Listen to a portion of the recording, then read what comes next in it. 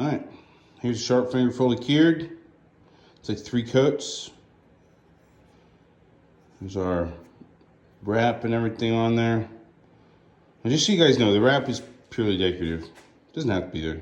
I like it. But if somebody else doesn't like it, then you just cut it off. But I like it. It would be better if it was actual sinew, and I'm working on that. But for now, we're using synthetic.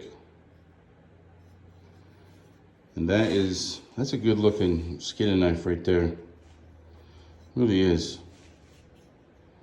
Man.